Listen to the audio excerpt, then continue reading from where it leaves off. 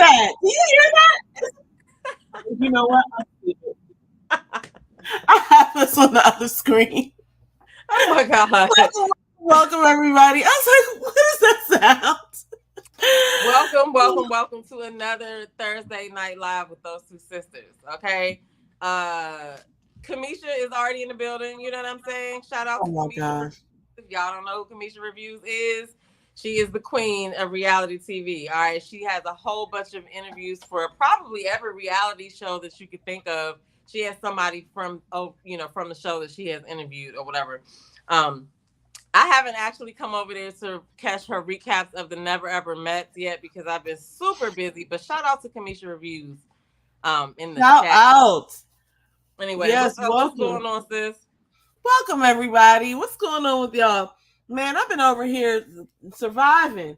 I really have to say, like, it's such a mind thing to me, like that we're marketed to so heavily with all of this stuff that's like fake food, just like all of these things. We're just bombarded with these things, and I'm like, yo, this stuff is dangerous. Have you I'm ever learning. had been anywhere that they did the 3D printed food? No, thank Because God. No, that's I a have. thing now too. Like, I mean, they get these little packets or whatever, I guess, that have like the stuff in it, and just Man, like prints it out. that is so gross. And it's like, I just feel like the human body cannot survive like that. And I mean, not to get all political or whatever, but like, there's a lot of people that are making money off of people being sick.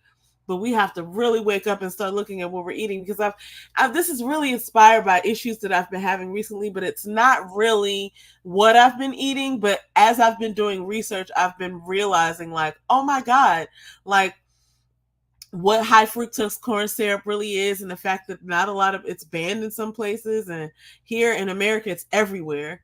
And there's just certain things, like, all those things that we knew, or like that we've learned all along through the years, that's now just coming back up and plucking me like in the side of the head, like, yeah, remember, like, Yeah, see. I agree with that because I had a blood panel test, right? And so I haven't Mhm. had one of those in a number of years, but I was like, oh, this is where she's gonna check all of these things or whatever, and I haven't really thought about like whether my blood was healthy as far as like cholesterol and stuff like that. I just know that I could probably do a little bit better with eating, you know what I mean? And Mhm. so I was surprised that all of my test results came back very good, except for I was not happy about where the cholesterol part is or whatever. It's not high or whatever, but she did just say watch my diet and stuff. But now I've been paying attention to labels a little bit more. You Yeah. know what I mean? Like even in like the saturated fats and like the carbohydrates, and to see what is gonna Yes. sugar. But you know, we're just getting to the age where we have to pay attention to what we're putting in our body. It's just like Oh everybody my can't put God.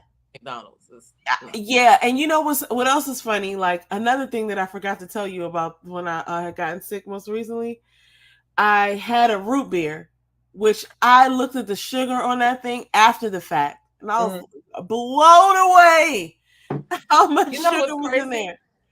I used When I look at stuff like that now, I think about how many Mountain Dews I used to drink back in the day. Like, Mm, especially when I worked at I used to work at these jobs where they provided like snacks. You know what I mean? yeah. And I was in charge of ordering it most of the time, Oh so I yeah.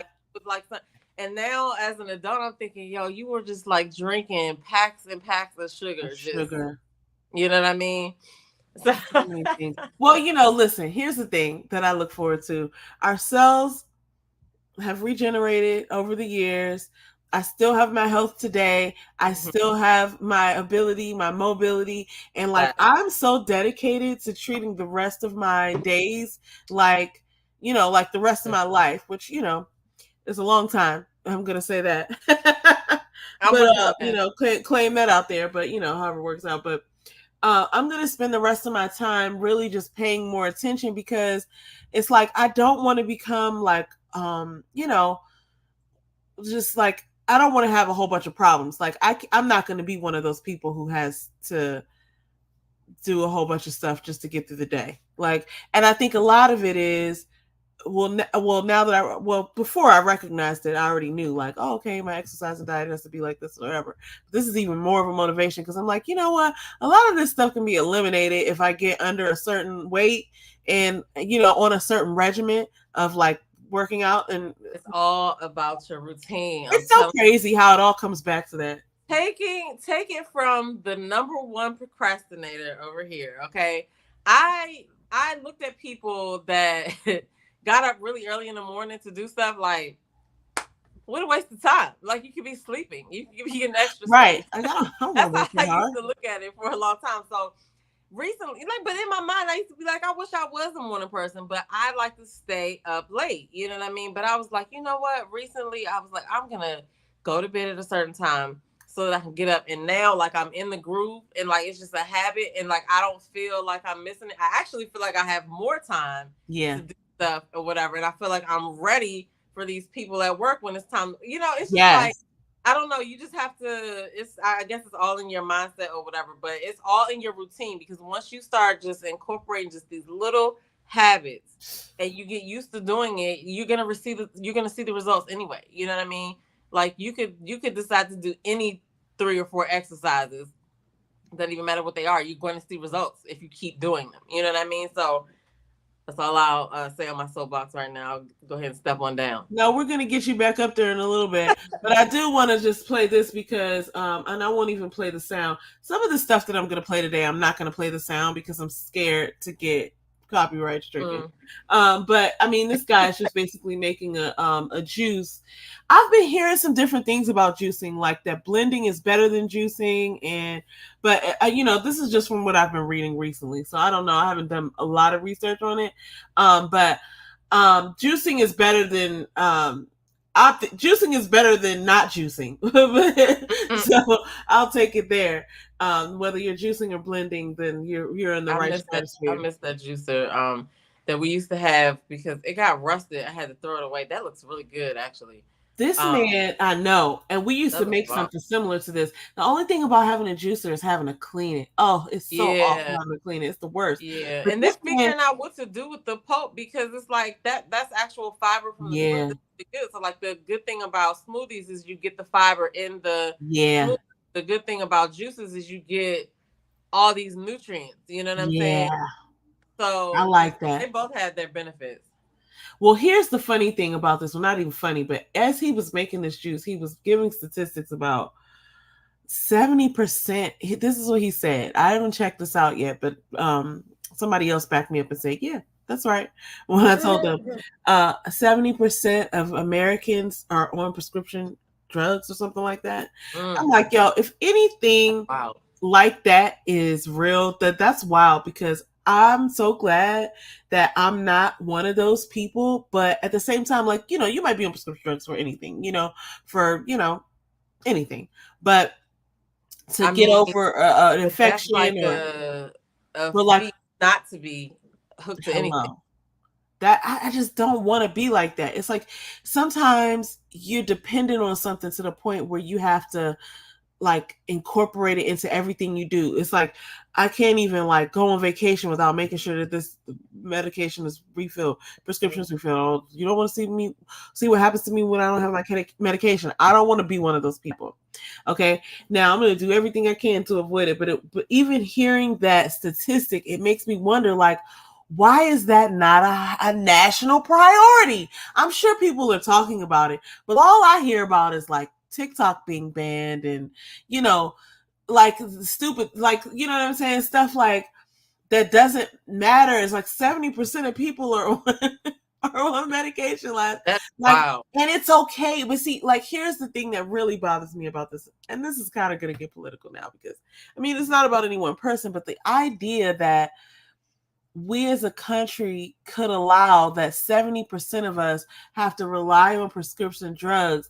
And we're also allowing the market to tell us that unnatural food is okay to consume.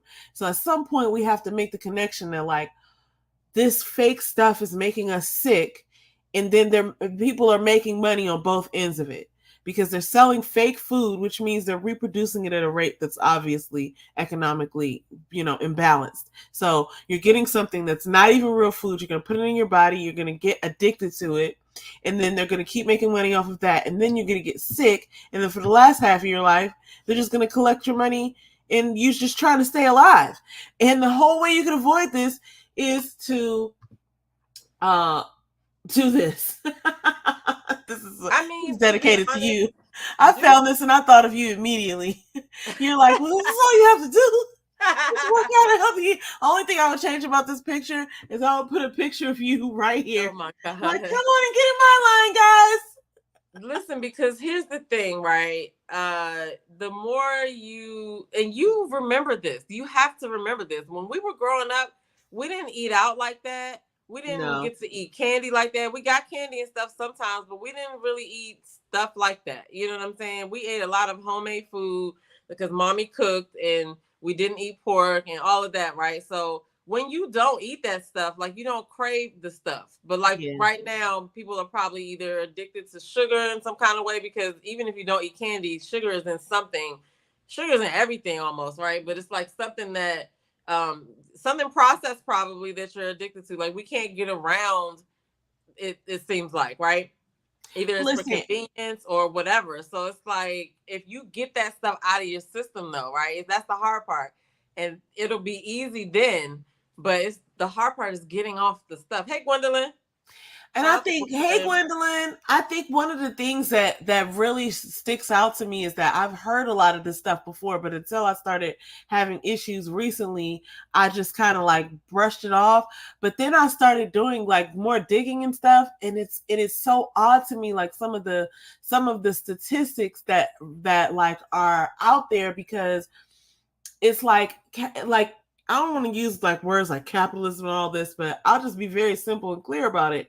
Like there are people that are being made wealthy off of selling us fake stuff. And then the other thing that I realize is that in a lot of countries, they don't use a lot of stuff that we use, like high fructose corn syrup. Like I looked it up and it was like Japan uses it, Mexico, Canada, and maybe one or two other places. But some places it's banned, but it's in everything here. I picked up a ginger ale because I was sick and I was trying to like get myself back. Drinking a ginger ale, looked at the daggone ingredients. There's no ginger in that ginger ale. It's got high fructose corn syrup, ginger flavor. And I thought it was like one of those like strong ones. Like I thought surely there's some natural ginger flavor in here. Even if there's some high fructose corn syrup, you're not going to play me and not have no ginger in my ginger ale. Right? No, they totally played me this whole time I've been on them. I'm not even going to say the names, the company, but I'm just like, I haven't been looking at these labels. And that's what I want to say. That's what I wanted to get at. It's interesting to me that all of these countries, there was a meme too, and I'm all rambly here. I'm ranting. This is my Kanye rant of the night. There's this meme where this guy's like, he's like, whenever I go overseas, when I go to Brazil or Argentina or whatever, I always eat pasta, bread when I go to Italy, and I don't get, everything's fine. I don't gain weight. And then when I come to America, things like they weigh me down, they make me sick. I think a lot of it, because like I said, it's not real food. It's being passed off as real food. And you wouldn't really stop to think about it because you just trust that like, oh, I ordered a burger. Of course it's bread and real food. Of course it's real food. It might not be. And then this is what I'm saying, that it's legal for people to do this. And we have a whole administration, like a Food and Drug Administration that we're relying on. Like, oh yeah, they'll keep us safe. Some of the stuff that they're serving us is banned everywhere but here. And I'm learning that. And I'm like, yo, this is wild. Like, this is the kind of stuff that I wish they would taught me in high school. Because I'm not using some of the other stuff that I paid attention to. But this is the stuff that would have been useful to know. But I'm learning it now. And I'm grateful to be able to have the resources to, not even resources, like most people have access to the internet. But I'm grateful to be able to have the resources to like really dig in and study and make changes. Because the thing that is the most dangerous, in my opinion, is that what's most common and what's most readily available is not the real stuff. You actually have to look for the real vegetables and real foods, or you have to go to the trouble of making it yourself because there aren't that many options. right? Like I was thinking about it the other day. Like I was like, oh, I wanted to pick up some food, but it was like, okay, you can go to a fast food joint or this or that. It's like, why aren't there more salad spots? Why isn't there a sweet green over here? Or, like there's a bunch of stuff that's close by, but I'm just like, there's not a lot of options for unprocessed stuff. And we're hearing more and more that companies are trying to save more money and they're going less and less real food and more genetically modified. So I don't know. I can't shut up about it because I'm learning about it. Yeah, I mean, you just never know. Like downtown where I work at, there's a lot of places like that. You know what I'm saying? But it depends on the area. Like they're not really a lot of Kavas or Max Mezza or Chipotle or Chopped or what are the other salad places. But then even still, like eating out is ridiculous. Like I could just go buy the stuff and make at least more than one serving of whatever I'm gonna pay $20 for this salad and this freaking tea or whatever. Yeah. I just I can't with that. But that's another thing I've been doing is paying more attention to like what I'm making at home. But Faith, like I said, the way that we grew up, you know exactly what to eat and what to cook or whatever. And I'm telling you, it's just cutting those things out that I know I had a couple of things that I was like, I stuck in there that were processed things that were because of convenience or whatever. And then I just decided I'm not doing that no more. I'm gonna try to take it down back to the basic. Like if I'm making something, all of it is just, Whole Foods, not Whole Foods from Whole Food, but yeah, I mean like, but I mean it requires some prep. You got to really put some focus into actually doing that or whatever. But at this point, like I said, I'm at the age where I'm like, okay. I just knew something was going to click for me after I turned 40. I knew something was going to just be like, okay, now you on your health kick. You know exactly what you need to do. And I really do know. Like I really do know what to do when I want to fix some food or whatever. I'll be in here making masterpieces. You know what I mean? I know that's right. And they be healthy. Like I'm thinking right now, do you still like beets? Remember I used to like beets? You know what? I haven't had any in so long. You used to like beets, and I used to think you were such a beets. weird child because I'm like, what little kid likes beets? Ew. You know what I mean? But come to find out, beets are great. You know what I mean? Yeah. But I was thinking now about this recipe I'm going to do. I'm going to do some beets and sweet potatoes. Because I love a sweet potato, right? I'll bake sweet potatoes or, I like to cut them up and bake them or whatever into like little like squares. And anyway, we can get it all. I like to do that too, for sure. And they cook quicker too. Yeah, and I saw this sweet potato and beet recipe or whatever. So like I was about to say, the juicing and the smoothies are good, right? But for people who don't like smoothies, like you could also eat your vegetables. You know what I'm saying? Yeah. I'm a big fan of, and I got this from you, making like one big side of roasted vegetables to go with whatever. Like you can make some other stuff too, but if you always have those roasted vegetables or whatever, like you got a go-to portion of vegetables. You know what I mean? So like you should always like start your plates with those. Start your plates with your vegetables and have your protein. But I'm just paying more attention to like what I'm eating. So if you don't like smoothies and you don't like juicing, salads and roasted vegetables, there's actually a roasted vegetable salad that I'm thinking about making. So it doesn't have any lettuce, but it's like warm. Anyway, I'm gonna do that in the next couple of weeks. That sounded delicious. I was really into that. My face probably looked crazy. But I just want to say shout out to our parents for making us grow up vegetarian. True that. I wish I had a sound. How to like just go into the vegetable aisle and just grab a bunch of stuff and be like, oh, we're about to eat good. You know what I mean? It's because of those meals. So all my friends laughing when we used to have to eat like, whatever we were eating at the time. I think Nicole used to be like, oh, y'all eating couscous or whatever, which we never ate couscous, but we used to eat a lot of eggplant parmesan, which I hated. Yeah. You know what I mean? But I've grown to love eggplant as well. So, me too, because I didn't really like eggplant like that. And one thing I'll never get to learn to love because of you, and this is your fault. What? You know what it is. It's okra. Okra. Well, I don't like okra still to this day. So you used to sit there, everybody. Let me just tell you how abusive this environment is. Okay, she used to sit there and eat all her vegetables. The rule was you can't have no dessert until you eat your food. You have a little Intamin's little pound cake or something over there. You can't have none of it until you eat your food. So there would be okra on the plate. She would sit there and hold her breath and eat all her okra, and then she would sit there and tell me that it was elephant boogers. Oh And my then I tried to swallow down on that. It was like, oh, this is so gross. It was all slimy and stuff. But And that's why I can't eat them to this day, because they have to be fried. But even when they're still slimy to me, and I just can't. I can't do it. I don't want to do it. That's why I can't eat chia seeds if it's been sitting. If it's in a smoothie that was just made, all right. But if you didn't put some chia seeds into like some parfait or whatever, and it's all gelatin, it gets slimy. Yeah, I'm not gonna be able to do it. Oh, I didn't even realize that. But they're good for you. But it just depends on how they serve for me. I'm a texture person. Like, I don't like pudding. Or like anything like custardy, wiggly, or I know what you mean. Yeah, I mean, listen, we all have our preferences, so I get it. I mean, it is what it is. I do like pudding, but there's some things like that I can't stand, like liver or I mean, and again, that's texture. It's like, this isn't meat. Why are we eating it? And then when you think about what a liver does, it's like, I don't want to eat a liver. It's like eating a tongue. Like, ew. Like, I'm sorry. I know there's some cultures that eat these things, but anyway, or black people. I know, like, my mom eats liver, which is wild. I begged her to make some when I was pregnant. I begged her to make some when I was pregnant. So really, you were craving liver? Carnivorous. You know what's crazy to me too? Because like my a couple of my coworkers have brought their babies to work. This is so wild that I'm saying this here. But I'm already here, so I can't walk. Are they watching? No. It's not anything bad.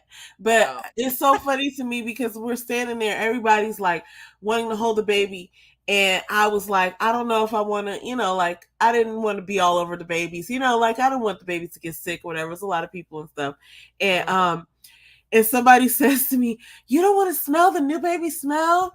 And I was like, don't you think that's weird? I was like, as older humans, that we want to smell the newness of a new human. Like, doesn't that seem a little bit like animalistic? Like, we love the smell of a fresh human. And she was like, yeah. I was like telling this to my coworker. And I was like, this is such a weird conversation. I was like, I don't want to smell the new baby. I mean, now it's weird. Like, yeah, I do like a new baby smell. But I also, when she said it, I was like, well, I don't want to just smell anybody's baby. Like, just for the smell of a new human.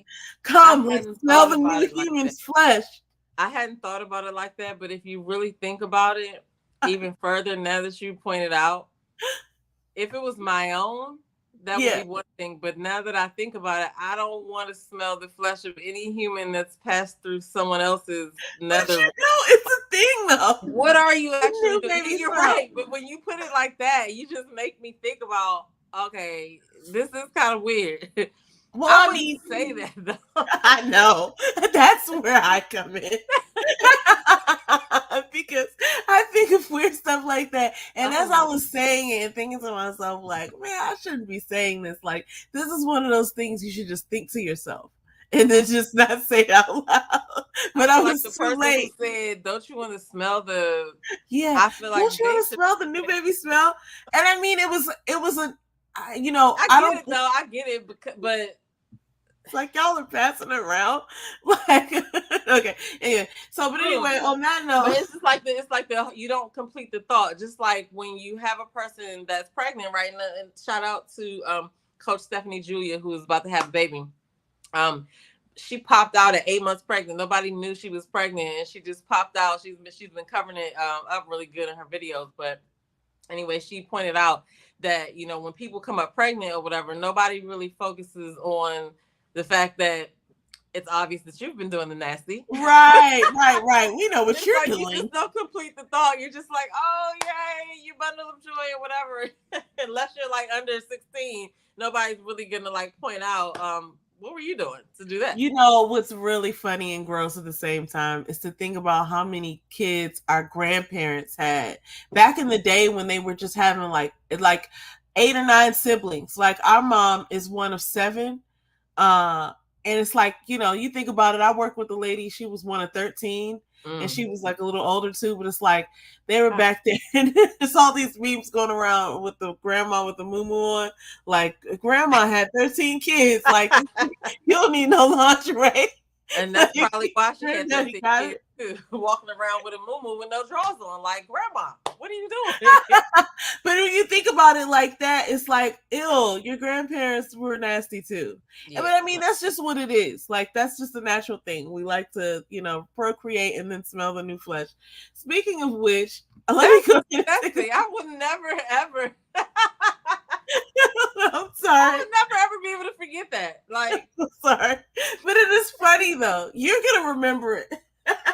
But listen. I'm sure of it. Ebony K. Williams, who I think the last time we talked about her, she had that controversy with the Breakfast Club and all that stuff.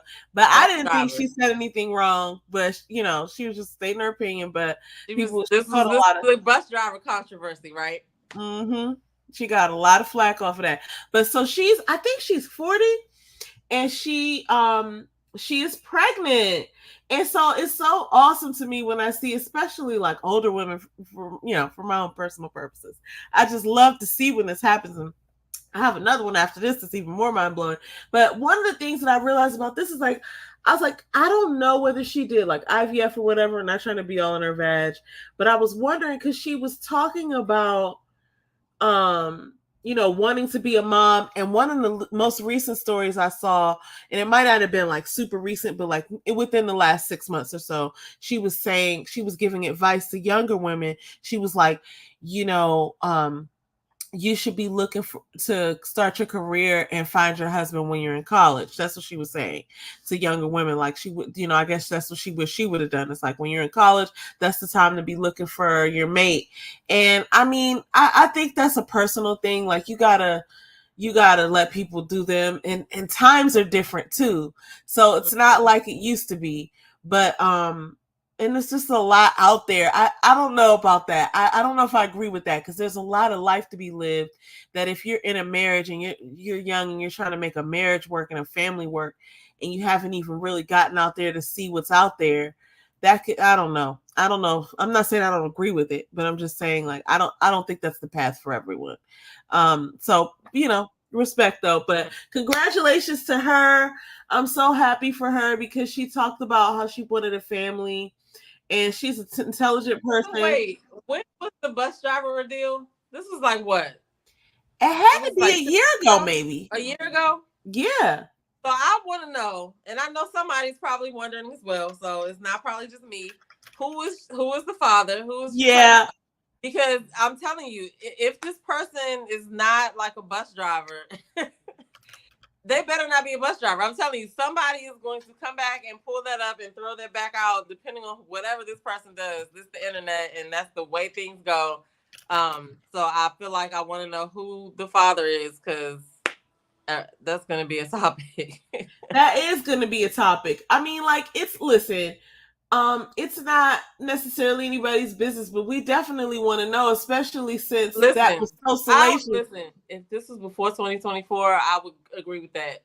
The internet knows all, right? The internet knows all. Everything's on the internet. When you put it on the internet, it's now open for public consumption, right? Mm-hmm. And so even her just putting this picture out here, this is just how stuff goes. Somebody is digging. It's probably in them comments. You know what I'm saying? That, she was talking about a bus driver. Is she pregnant by a bus? I just know it's coming. You know what I'm saying? So it is official that she went through IVF. Well, I don't know if it's official. I'm sorry. This is from page 6, which is technically I don't know if it's like a solid source or something, but I think it is. But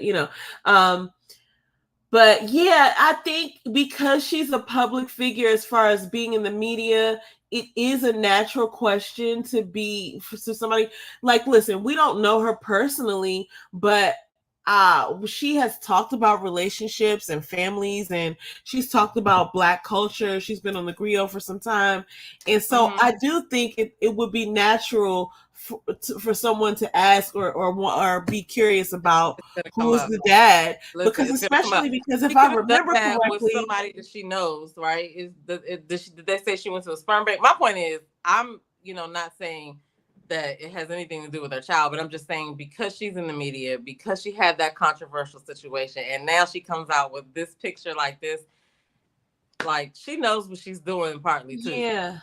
Now I'm seeing part of this story saying it wasn't something that she sat and dreamed about. She had no real expectation around it. But if she's making comments that she did like like I was telling you about the last time I heard her, something she was saying when she says you should find your mate and all that stuff when you're younger, it wouldn't matter if you were, you know what I'm saying? Also, you did IVF. So if you didn't have any, obviously you wanted the baby. Okay. That stuff changes over time. Sometimes people are younger.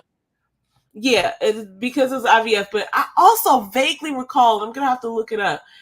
There was something, maybe a strained relationship I'm thinking that she had with her father. I can't remember exactly what that was, but I do remember her saying something about like her and her father didn't have like the best relationship. And so I don't know if he wasn't around. I have to go look it up. But so this is interesting to me because I would think that she would want to, obviously the she has the family situation worked out, but yeah, I'm curious to know more. Like, you can't just listen. You can't be mad at us for wondering. Listen, and she looks so beautiful. Knew before she did it that this is gonna people in. It's 2024, okay? It's 2024. That's all I gotta say. Now, let me tell you how 2024 it is, because this one really blew my mind. Do you remember this young lady from Boy Meets World? Angela. She's 54 years old, and she is pregnant naturally pregnant. More power to her, because unless you just want to be like tied down with a child in your 50s, like you don't have energy that you would have had years ago. You don't have as much time as you would have had. And I don't know. I mean, but I guess it depends on how important it is, like childbearing is to a person, right? It's like, if that's all you wanted, or if that's like something that you really wanted, then it's worth it. Well, I think she has like 4 kids or something. Maybe she has 3 and this is the 4th one. But I'm trying to figure out why you would want to go from not having to wipe asses to go back to have to. I don't know. They wanted to. They planned it, and she took some elixir, and she said the main ingredient was like yam root. I'm trying to figure out what it is. Hold up, I had it typed out. It's called wild yam extract. This is the main ingredient. She went to somebody and they cooked her something up, and the main ingredient of it was wild yam extract, and that's what did something to her progesterone or something. Listen, I have not heard of something like this since Janet Jackson, and I don't think Janet Jackson's was natural. She probably got IVF or something like that. Probably. So this was very interesting to me, but more power to her. I mean, say more power to her, because I don't have the energy. It's crazy to me too. I was listening to Jim Rohn the other day, and he was talking about, the recording of him, because he's passed away. But he was talking about how, the people in the olden days in the Bible were lived for like 700 years. He's like, how come we got shorted? And I was like, that's so true. Like, what happened to our... Like, you can't even expect it. But then he also said, you can't live for 700 years without taking your vitamins. They had to be working out and taking your vitamins, But, yeah, so listen, she's 54. She's pregnant. She's going to do her thing. I'm happy for them. I don't know how that's, I'm happy for them. Why don't I remember her? Why don't you remember her? I don't know. We used to watch Boy Meets World. Who was she? I remember Boy Meets World, but who was she on there? So you remember the main character had a best friend, Sean. Sean's girlfriend. That's who she was. Oh, okay. Yeah, it Okay. was like later on in the show. It wasn't like in the beginning with Topanga. It used Hmm. to just be Topanga and Sean, and she came in and became like the fourth member. But when Okay. that show was airing, and I didn't even realize that she was like in her 30s then, but Wow. she was passing as like a 14-year-old, which is wild. Like, somebody said that maybe she was in her 20s. No, That happens a lot too. yeah, I mean, Like listen, we don't know how some of these people are that play these, kids in movies. Sometimes they be like 20-year-olds, 23-year-olds, and they be playing 18-year-olds and stuff.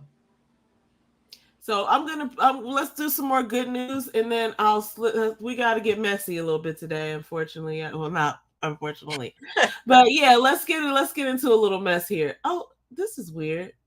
Okay, so listen, y'all. Rihanna got Fenty hair coming out.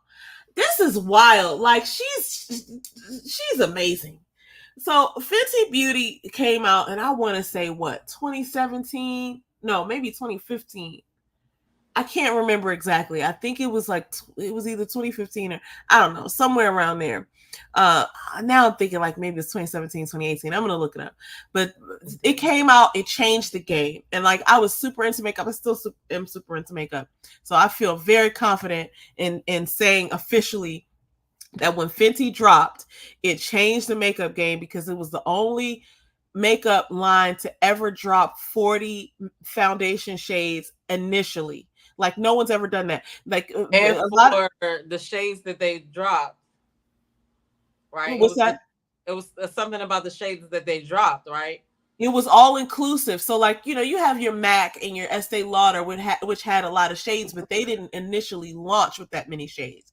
Fenty Hmm. Beauty started the trend of, not even the trend, the expectation that, hey, if you're going to come out with a line of beauty products, you need to reach a range of people. They need to be, your very light colors all the way down to your very dark colors. And she did that. So she came out with 40 shades on her drop.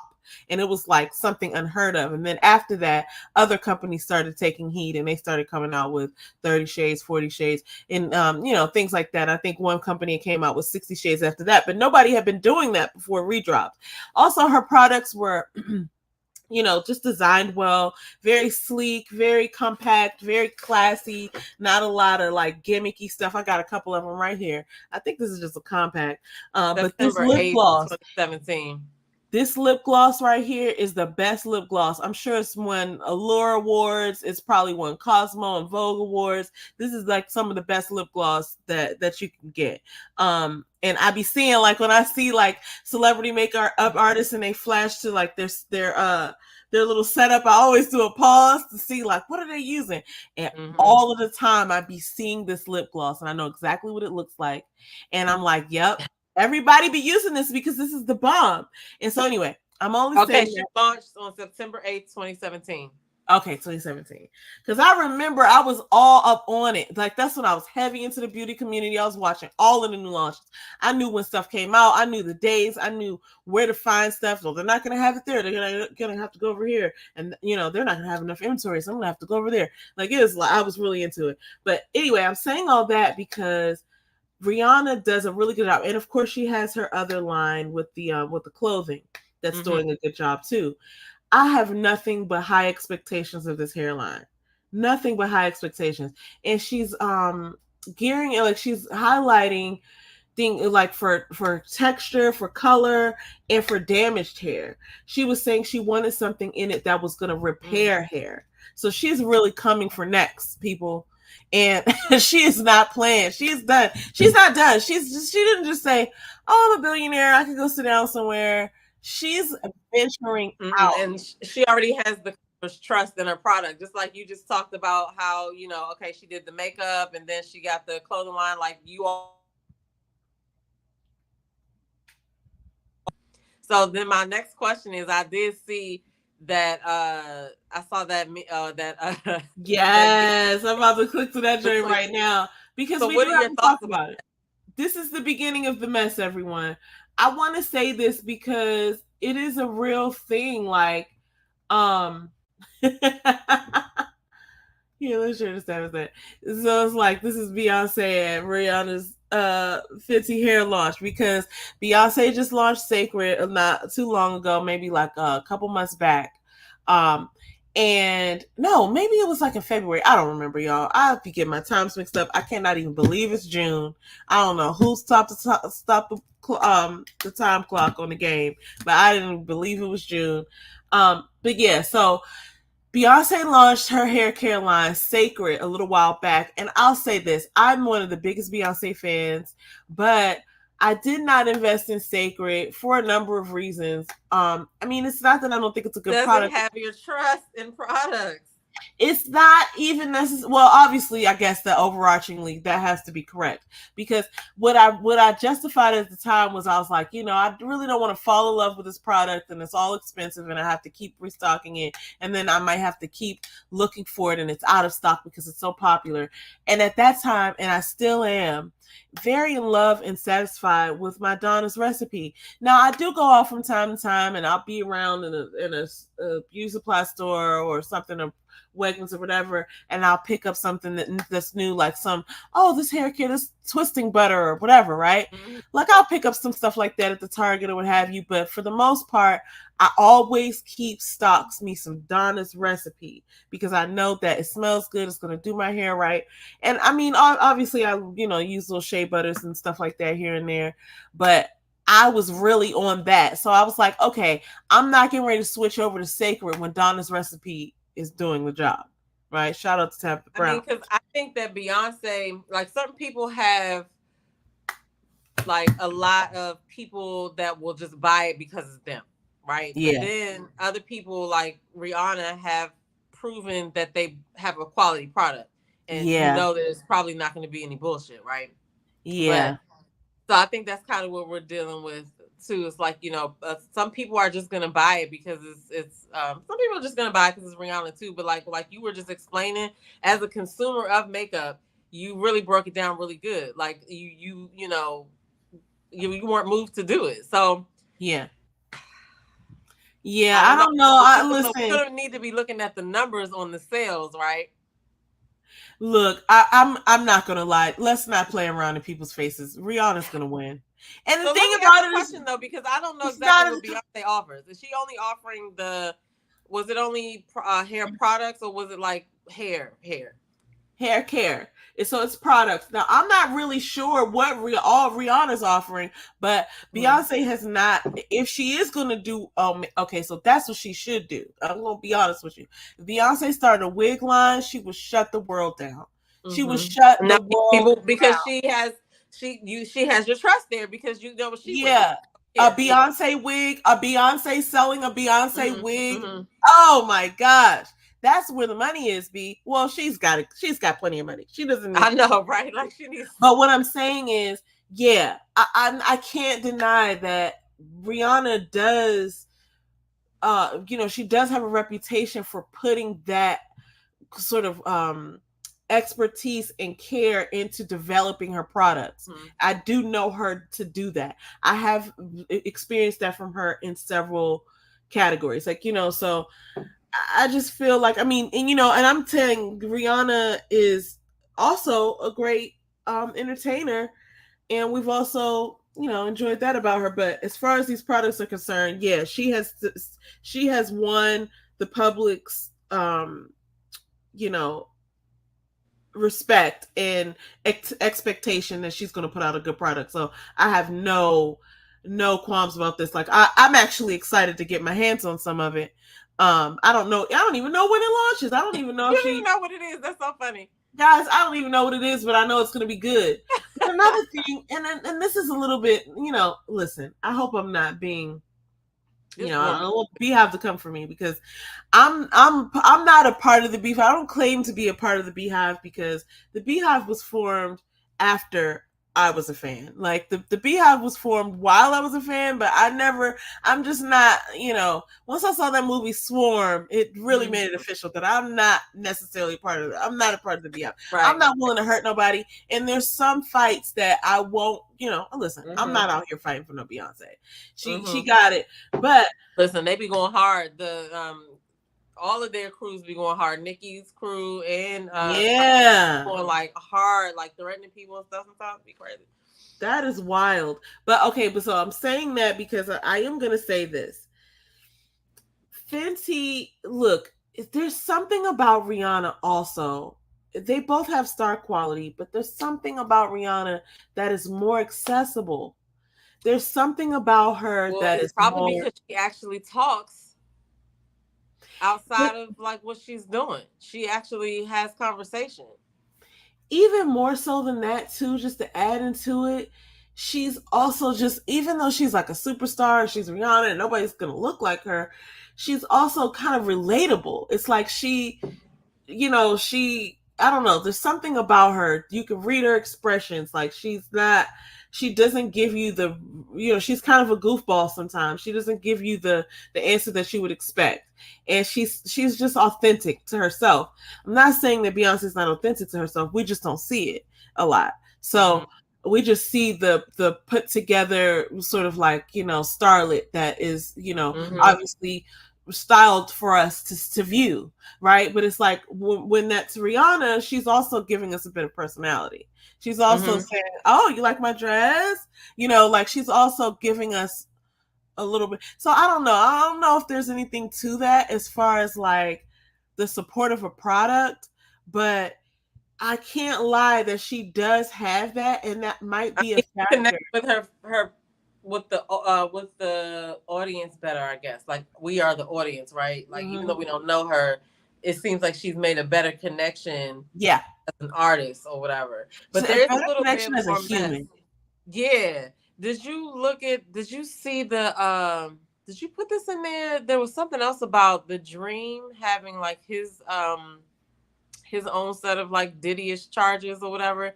No, And I didn't even hear apparently about that. Oh, I maybe you think put it if in you here. look Let me up find it. if I didn't put it up in there, look up the neighborhood talk. I think they might have it something like Okay. that. But anyway, the gist of what it was saying was that his ex or something, can't remember who the girl is, but whoever is accusing him mentioned Beyonce in the whole thing about he mentioned that she mentioned something about he knows secrets about her, like her secrets. That's why he was able to write so many good songs for her. So the person wanted him to write songs for them, and he was like, "Well, you got to tell me, about your secrets and stuff, so I can write really good for you, or whatever." But the fact that he was talking to that person about Beyonce, right? So there was something about how she didn't like Rihanna, and so that was why Rihanna went the direction she went.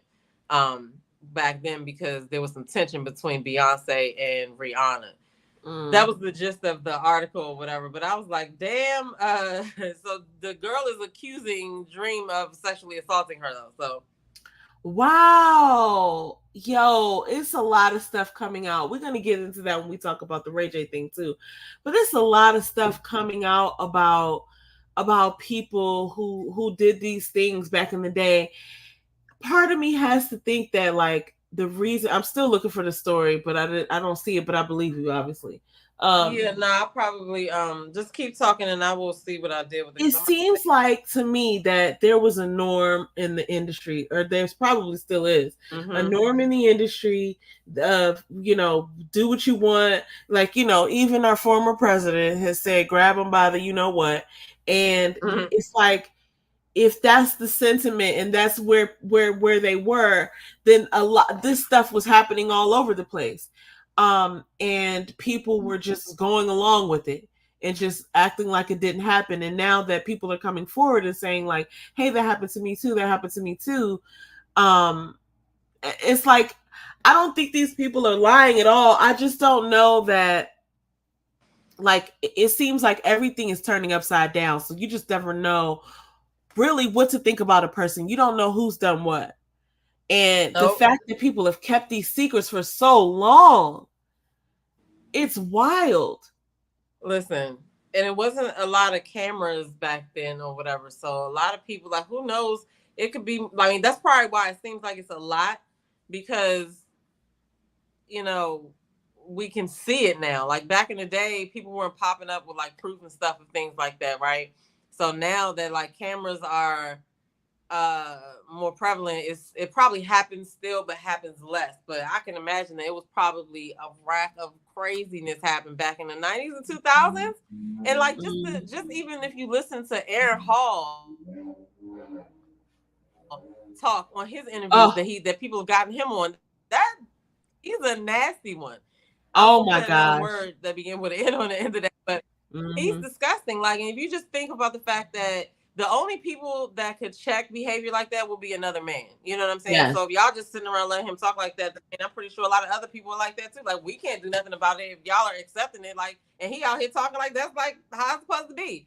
So I can imagine a lot of stuff probably happening. There's probably a lot of people shaking in their boots right about now. For sure. And I hope they are. I mean, I'm not saying that everybody's gonna come forward, and I recognize this too, that sometimes people don't come forward because they're embarrassed of what happened. Mm-hmm. So but yeah, that's unfortunate to hear. Or they could have been paid off, or they could have been threatened, or who knows? You know what I'm saying? So look, now that we're here, let me just get into this. Is not even really what we came to talk about, but I gotta say this too. So Donni Jackson is out here doing these little things. Have you seen this? She's doing these little like videos about, no, she's a little strange anyway, okay? But she's doing these videos about her ex-husband's book, talking about how she looked and stuff like that. And you know, some of it's actually really funny, but she's saying that like he's calling her like, you know, she looked a little dorky and whatever, and that was attracted me to her. He was like, why wouldn't she? She's like, why wouldn't he expect? Wouldn't I be expected then to look a little dorky? You know, everywhere. You know, like even after we get together. And so she was kind of just going through it, and it's part of it. I mean, I'm not calling her bitter or anything. Like, this stuff just happened, and it happened to her over a long period of time. I remember when I was doing the like deep dive into this story, I remember thinking, like, there's so much to unpack that she's going to be, you know, kind of she's going to be healing for years. But I thought this was especially interesting because she's really like coming on social media and really turning up the heat on this. So I don't know what her motive is here, because she could obviously just call him and ask him, but obviously she's saying this to women. So I don't know if she's saying this in defense of herself in like the public eye's opinion or something, or whether she's just I would wonder, what is he posting about? I haven't seen him post. Oh no, he still be going live and he still be on his thing. So my question would be, what has he been talking about? But I know they both did an interview with their future wifey. I know he went on there and had an interview with him. Yeah. They're hilarious. But that's what I was looking at. I would just look to see what he's talking about, because he's still probably doing the same thing or whatever. But you know, I feel like it's a such thing as a man driving a woman crazy. Yeah. I mean, a woman probably do the same thing to a man or whatever too, but she went through a lot with him. And even the part where they had to sit there in front of that camera, which everybody's made memes about them sitting on that couch or whatever. Yes, the belt of truth. The helmet of salvation or whatever. And it's like, that was humiliating as well. Like you really have us out here looking crazy. You know what I'm saying? And I don't know, I guess like you said, she has a lot to work through or whatever, but I would just go see what he's talking about and see if that's probably affecting it, or if she's still getting it out. Let me see what his last video was. I mean, she's going to be getting it out for a long time, especially if she's addressing it like this, because it's like his last video yesterday was 5 signs that you must cut him off early. Yo, it's so interesting that this is the dynamic. Look, 7 signs he will always disappoint you. That was also a day ago. Or why she loved but left you. Yo, she must be so gaslit. Like, I can only imagine the kind of stuff that he probably said to her for her to be like, okay, I'll just be cool. Like the way she told her story and the way he told his story. I mean, both of them, you know, were in their own relationship. I'm not, you know, I wasn't necessarily in a relationship, but it's so interesting that, you know, obviously she's not healed from it because she's on here talking about it. You think about all these people that you don't even know who their mate is, like the person you just mentioned, like Latarius. He talks about his ex-wife all the time, and I have no idea who she is or how to find her. Right? Like this. Well, you and I don't, but I'm pretty sure somebody did before, or maybe they didn't. And he just got dragged for something he said. But because we're not that messy, like we don't really care about that. But the internet is messy, right? Yeah. But yeah, you're right. Like But that's what I'm saying. Derek was the one in the spotlight. He had the public's eye, so he knew how everything was going. Like certain choices that they made, and Tasha K got involved, and there was like somebody supposedly emailing her, but I think the person ended up being like a fake, but it like opened up all these other things or whatever, and it's just messy once you put it out in the internet streets. It's just, and I feel like he had all control over that because he knew he's the one that knew he was married, and he's the one that knew he was out there, doing unsavory things. Like, yes. So I mean, in her defense, like she's got to be able to process this however she's able to process it. You know what I'm saying? I'm not judging her at all on that because I don't know, but I mean, like he just always has come off to me like this guy. You know what I mean? So I done a real good number on her. I'm sure he did because I feel like I've gotten a good number done on me by him as well. And honestly, and I did that, I did that deep dive because I felt so strongly about some of the things that I noticed. But like I've totally sized up the situation. So I apologize everybody, but I've got it all figured out. And he got through that relationship. He got what he wanted out of that relationship. Mm-hmm. And then he tried to turn around and act like he didn't, anyway, it was a whole bunch of stuff there, but he liked the fact that she looked the way she looked because he thought that she was going to worship him.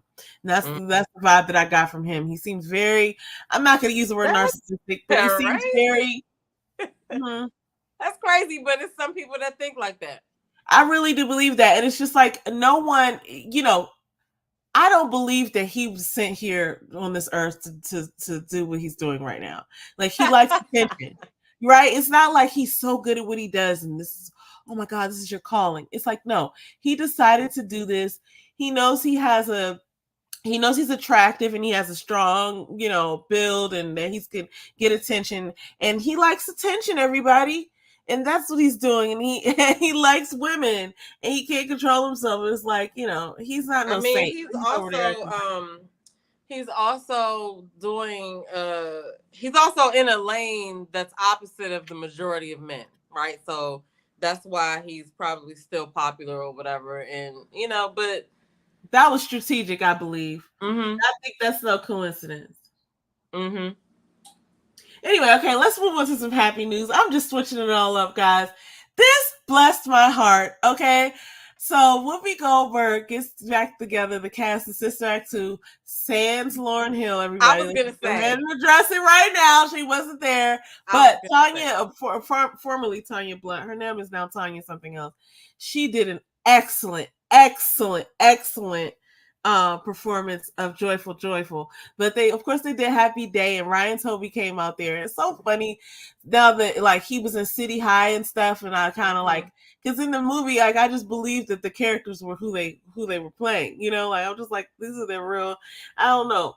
But Ryan Toby was like dating the other girl from City High. It was a whole situation that they were having. Like they had both dated her at some point. Did you know that? Oh, no, I didn't.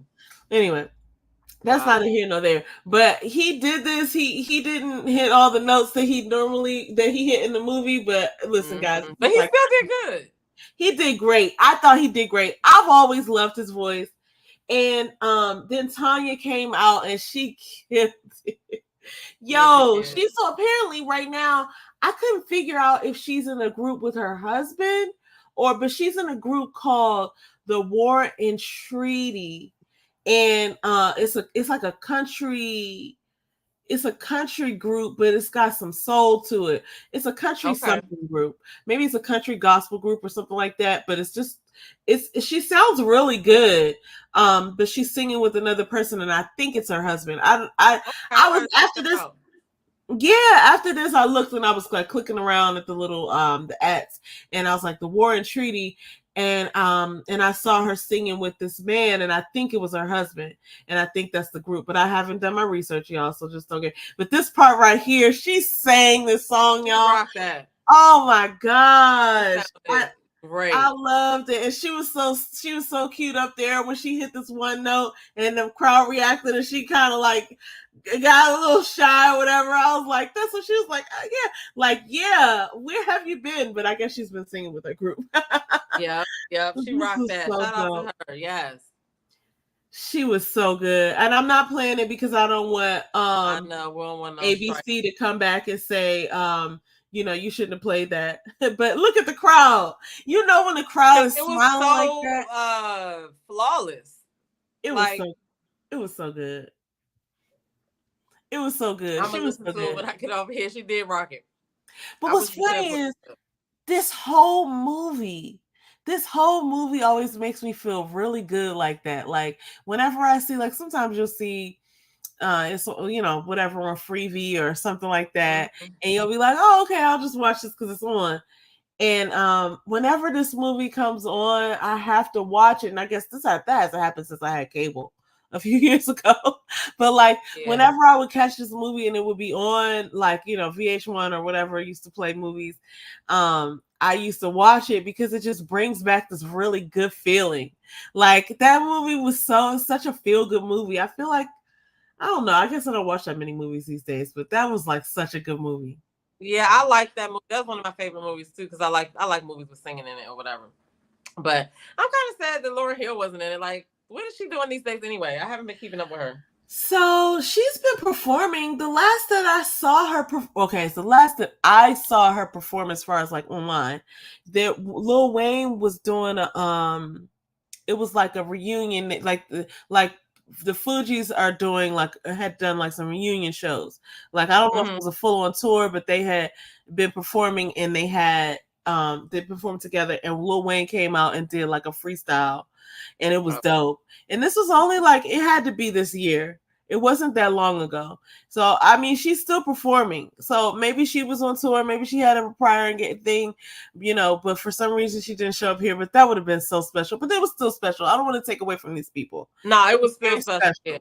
Some other people weren't there either. Like I guess the two rappers, they didn't make it. But I didn't see the entire thing. I just saw the clips. But I'm definitely gonna go back and look at it. Yeah, I just watched the clips as well. Yeah, I mean, like, we ain't got time for that. Now, I do have time to watch 3-hour Shannon Sharp interviews, but I sometimes don't have time for, other things. Let me just say this before we get into that, because I do want to go into that Ray J stuff. We're already an hour into this conversation.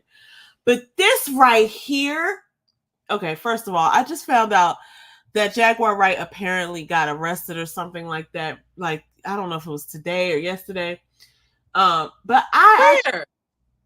I was just looking at it on maybe. Okay, let me see. Let me see. God. No, let me see. She was just on Armand Wiggins. She was doing an interview, and I heard she might be getting on a reality show. Okay, we're gonna talk about reality shows in a second too, but this was posted by the Neighborhood Talk 23 minutes ago. Okay. So I think they're a pretty good source. I'm not really sure. I don't have all the back details and stuff like that, but I do believe that when people are sort of like whistleblowers or they telling stuff like this, that they are sort of targeted somehow. I can't explain how. I don't have any details. I'm just saying that it doesn't shock me. I don't think she's actually doing all the stuff that she's getting arrested for. Like, if you remember, not because she's going around doing these interviews and she's sharing Hollywood secrets, and it's like a lot of people probably like question some of the stuff, but a lot of stuff she said came to pass. So it's like, and she just did an interview with Armand Wiggins on 3 days ago. So anyway, go ahead. And no, that's what I was gonna say, because I don't remember anything that she has said that has come back that it wasn't true. And now, I'm not saying that she's, all seeing, all knowing, all powerful or anything like that, but she has been really consistent, and some of the things that she was saying years ago are now coming out or have been coming out. And she's not as crazy as people tried to make her look like. And so in this particular clip, this is a little hurt my feelings a little bit, because I'm also a Faith Evans fan. Faith Evans, I went to go see her. I think we went to go see her together, actually. It was a whole show. It was like it was the Warner Theater. It was somewhere downtown. and it was like 1998, and like Bad Boy performed. I don't know if Biggie was there. I think it was just Faith Evans and maybe 112 and like some people like that. But I remember Faith Evans had on this like pinstripe gray suit, like cute little like jacket and skirt set or whatever, and she came out and she was singing, and she cocked her head to the side and started doing these ad libs, and I was blown away. Like, this lady can blow. And so I do have love for Faith Evans. That's why this really, really hurt my feelings, because Jaguar Wright went in. So basically, Jaguar Wright's been out here on the streets telling what she knows, and Faith Evans must have gone under one of her posts and said something like hilarious. Now, Jaguar Wright, they were like, did you know that she wanted your post to say hilarious? And she was like, oh, I wonder if it was hilarious when such and such and such happened, or was really hilarious as this, was really hilarious as that, and proceeded to read Miss Faith Evans like a dictionary. Okay, it was very that's one of the things. She's a great storyteller, and she also knows how to get down and dirty and read people or cuss people out. All right, so she's been down here on these YouTube streets, getting into a lot of stuff. Okay, man. I think she even got into it with the Planet Jane one time. Over something that was going on though, but it's usually behind like some of the stuff that she's saying, I guess, and then some of the people that she's dealing with. But Jaguar is, the people from up north, they slick talkers. You know what I mean? Yeah. So she's slick with her words, so I will say that. But I don't know. She was just on the beach yesterday, so I don't know what could have happened. But I'm pretty sure the YouTube streets will be talking about it. Yo, the worst part about it was one of the worst parts about it is that Mary J. Blige got a straight bullet in this read. But then the second worst part about it is that she brought up the whole Stevie J thing, and the way she ended it by saying something to the effect of he was the godfather to your children, and he wasn't looking out for none of y'all, because they got married and he ended up taking her for alimony. Now she has to pay him, and we're talking about Stevie J, the Flying Ball crew or whatever they was called. That wasn't the Creep Squad, but they was something like that. They were like the slimy ones or something. I forget what they were calling themselves. The sleazy. I thought it was the Creep Squad. The Creep Squad was in New York. The Creep Squad is Peter Guns and Rich Dollars. And somebody else in that. Oh man, the other guy, I can see his face, but is it Caesar? I can't remember his name. The one that was messing with the strawberry girl, right? Yeah. Dale Strawberry's Cisco. His name was Cisco. Yeah. What did I call him? I don't know. Anyway, it doesn't matter. I can't even remember what you just said. But yeah, no, I can't either, and I said it, so there's that. But yeah, she brought up Jocelyn Hernandez. It was bad, and then she ended up giving her a compliment too. Like, you settled for all this because you one of the baddest singers out there. Like, you could just do something. And I was like, that just makes noted. That just makes an insult even worse when you just fold in a compliment right into the end of it. If you're reading somebody and you're giving them like the business, right? And you're just like, that's why your mama like this, your daddy like this, your cousin like this. And you get to the end and be like, it was really sad is that, you're the best at this that there ever was, and you're settling to be who you are. Like, whoa, that's so painful. I would hate for somebody to read me this way, but she slipped with those words, but she definitely still Jaguar's definitely still got her voice. You know what I'm saying? Mm-hmm. She be singing and everything too. That's kind of tight. So I think I saw something with her and Tokyo Tony. I guess they kind of reunited or whatever. Yeah. But something else is about to pop off though, because like I said, I feel like she's probably going to end up being on one of these reality shows, but we'll see. Okay, so let's talk about this real quick. I don't even know I should do this. So, we talked about this last week, I think. But what's going on with Martin Lawrence? Is he okay? Because I think he has,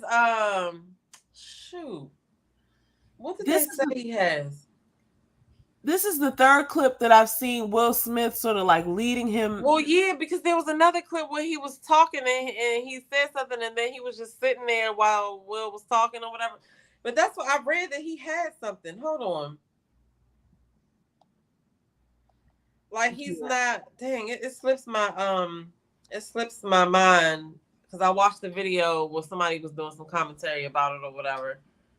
Yeah, they were going up some escalator at some event, and it just looks a little strange. And I know we talked about this a little bit, but like the more I see of them, I'm like, okay, now this looks a little weird. I don't know what's happening. I'm so glad that they got together and they did another Bad Boys, and people have forgotten about that slap. Okay, let's just go ahead and revisit that. Nah, people haven't forgotten about that. Well, I feel like fine, but somebody said something about what could be wrong with him or whatever, but I don't know. He said he was fine, but well, I hope I'll say that.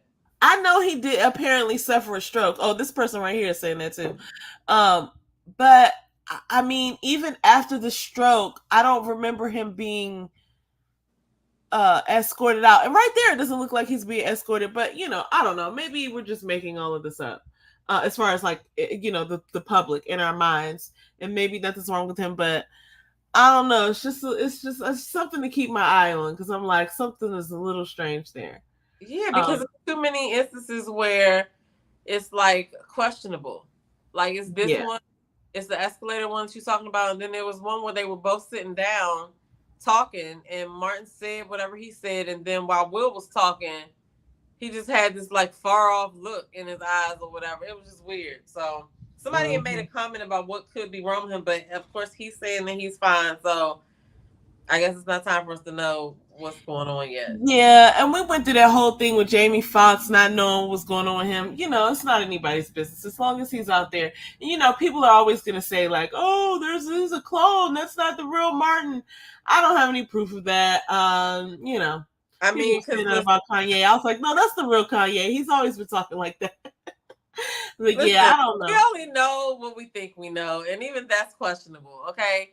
I mean, I feel like it takes time to grow a clone. Like you would have to do it like the aging process is just like a person. But then again, what do I know? We can print food now, so I don't know. Discuss me no more. All right, look, we're gonna hit up 2 more stories. So this one right here. On this though, hold on. While we're on this, Bad Boys 4 is coming out June 7th. Oh, is that tomorrow? Right? I don't know. Is that right? I should know. I just looked up on IMDb. It says Will Smith and Martin Lawrence are getting back to the theaters on June 7th, 2024 with their hilarious on-screen friendship as Mike Lowrey and Marcus Burnett, respectively, in the 4th installment of Bad Boys Ride or Die. That snuck right up on me, so I didn't even realize that. Yeah, I didn't realize that either, but it's only in theaters. Yeah, it's already. Well, some people have said, "Wait, is it already out June 5th?" I'm seeing June 5th. It's only in theaters. The Sony release is exclusively theatrical, but since Sony has a deal with Netflix, the film will eventually be streaming on that platform, likely sometime in November if past patterns hold. That's snuck right up on me. Like I remember Bad Boys 3, but I don't think I saw it. I think I obviously remember Bad Boys 2, Bad Boys for Life, right? Didn't that come out? Wait, wasn't there a 3? Okay, I'm lunching. Yeah, I'm gonna have to go back now. You're making me question what I saw. I thought one came out like a couple years ago, and I was like gonna watch it, but then the picture wasn't good, and then I just never went back to watch it. But anyway, I'm happy to see them doing their thing. I might go and catch this one. It just depends on whether I saw the one that I'm missing or not. Because I don't want to feel you. I feel the same. I ain't been to the movies in a minute, so I don't know. I might just wait. We'll see. I'm gonna wait till somebody go see it and then see what their review is. No, I'm not gonna do that. I'm gonna go see it myself. Yeah, I'm going to go see it. I just don't know when, but I will go see it. All right, look, this one, I'm going to be transparent here. I didn't watch the actual podcast yet, but I need to, and it's on my list. I know I want to. You must. Okay. And I knew there's going to be so many gems that I wanted to take those. But first of all, let me just say this, and then I'm going to let you, because you watched it, and I want you to talk about it. when I see the two of them sitting there, I love it. I'm so here for it. Both of them are such, I don't know. To me, both of their stories, like whenever I hear Ronnie Brown talk, especially because she's from around here, like I always get inspired. And I mean, like when I hear her accent, and it's like the DC accent, it's like so funny to me because it's like I'm listening to like one of my family members or friends. But then I always love Donni, but I feel like the energy that they both had in this conversation was just bomb. And I didn't even see the episode, but I could just was like, I can't wait to see it. So, and I knew I wanted to get in a place where I could really pay attention to it. And so I didn't watch it while I was working like I did with that Club Shay Shay joint. But watch the Ray J Club Shay Shay thing. I did. Okay, So good. See, I watched this and you watched that. So we both perfect. Yeah. What did I just do? Okay, this is not it.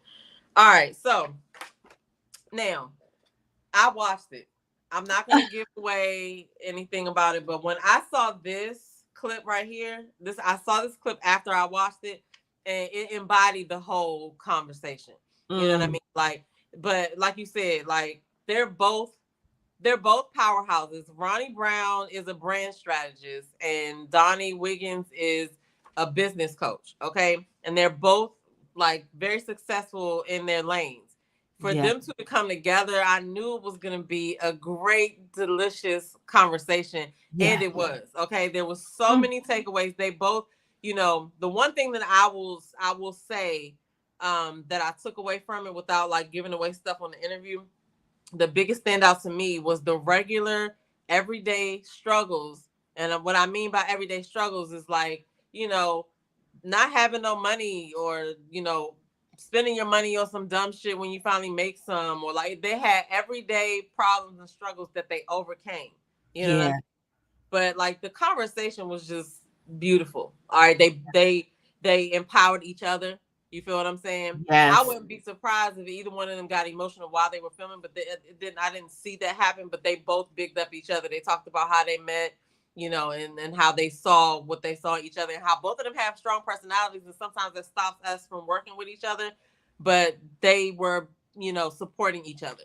So if you like entrepreneurial content, if you are a woman especially, and you're trying to start a business and you need some type of, you know, insight, like that's a business coach and a brand strategist, you need to follow them both anyway, because they're big on, even though they're, you know, a brand strategist and a business coach, they're big on self-care as well. Self-care, not meaning getting your nails done or nothing like that, but feeding yourself mentally, physically, emotionally, you know, before you start doing everything else. But there are two people definitely to follow: Ronnie Brown and Donni Wiggins. Okay. And so Donni Wiggins has a podcast called Full Transparency Podcast, right? And that's what she interviewed her on. And it was just a great interview. Like I said, I have nothing but positive things to say about it, because it was just two Black women having a conversation about their journeys and how they, you know, they related. And then the other thing that I leave you with is that, you know, when you look at people that are successful, right, you think that, oh, they have it all figured out and they have all the answers or whatever. And the truth and the reality that they both pointed out was, girl, we're just trying to figure this shit out too. You know what I'm saying? So it's so refreshing when people say that, because nobody really knows for sure what they're doing. They're just trying what they feel like worked in the past, or, you know, they think can work for what they know. Nobody knows exactly what to do about everything. And so, I mean, and I'm not saying there are people who are experts and like master surgeons and things like that, but I'm saying everybody, we're just out here trying. And it's so refreshing, especially in the space of entrepreneurship, when people will get transparent like that, and they're like, you know, hey, look, we're just trying stuff, you know, like, you know, some of it's working. And even we can already get into Ray J too, but even he had mentioned that in part of his interview, is like sometimes he just feels like I haven't done anything, and like all the things that I messed up just happened to work. But, you know, I have so much to do because I haven't done anything. That's what he says. But yeah, I love that. I can't wait to watch this. This is definitely going to be, look, this is what I'm going to watch tomorrow. Fridays are the best days for me to watch podcasts. Well, really all days are best days for me to watch podcasts, but like tomorrow I'm just going to be cleaning out my inbox and like organizing my work for the next week so I can really get into aren't something you and an listen. adult? I wish I was doing that tomorrow. I mean, listen, I'm not That's an actually inbox never on my hero. to-do list. Huh? Organizing my email is like, it is always my to-do list, but I never do it. I Well, really do it though. I mean, it's not going to be organized. I'm just going back over the week to make sure I didn't miss anybody's thing. Okay. That it's not going to be organized. I've given up on zero inbox a long time ago. I did get to zero inbox like maybe twice ever. Then I realized like that's not the point. Like I realized how much time I was spending on it, and I was like, dog, I'm not here to manicure my inbox. It's okay if it's there as long as I address the important things. Like, so I just gave up on that.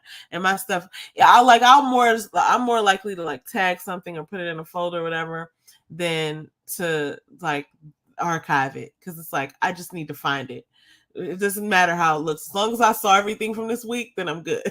Yeah, as long as I see everything from this week and I'm not freaking out like, oh no, I meant to do that, then we're good. That's what I do that. I do that. But I have to really, now I have a little bit more things to do. And so I'm like, I really need to do some type of organization or whatever. Yeah, because my inbox is crazy and I don't want to miss anything. And it's easy for me to miss something if I'm thinking that, a lot of times I get saved though, because somebody will respond to the email and I'll be like, oh, I forgot about that. Yeah, but you know what? I always am a proponent. I think that God is on our side. There are certain things that cannot be explained that will just come up in your mind that you'll act on, and then 2 days later, somebody check on it and you'll be like, of course it's done. Like, I hadn't worked on it for 3 weeks until yesterday, but of course it's done. Like, but I'm just saying, like, I think that's divine. I think that God steps in there. I always say I get all the information I need when I need it. All right. Sometimes for sure. And then it's kind of asinine that people would expect that just because they sent you a message that you're, focusing on them. Email is so, I have such a weird relationship with email. And one way I love having all my stuff and being able to search like years of stuff. Like it's such a treasure. Like it's such a rich treasure. It's like everything I need is in there. I have everything. I have contacts. I have receipts. It is a treasure in there. I have information. I have recaps to myself. I'm the kindest to myself because those recap emails, y'all, be for me. Like, so glad we just talked. And then next week you'll do this and I'll do this so that I can go back and be like, oh, here's where we left off. So them joints be so fire to me. But if you think about the concept of email, it is so it's unattainable. It's like how could I say this? It's like the expectation is too high to think you as an emailer is going to fire something off and expect that, you don't know how many emails that person is getting. You don't know.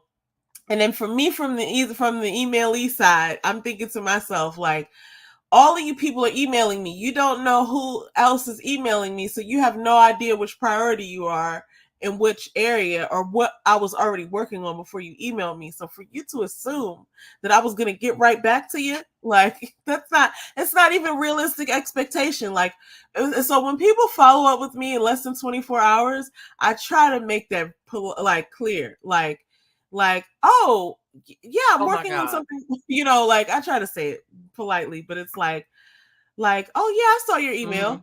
I hadn't gotten to it yet. And I'll leave it just like that.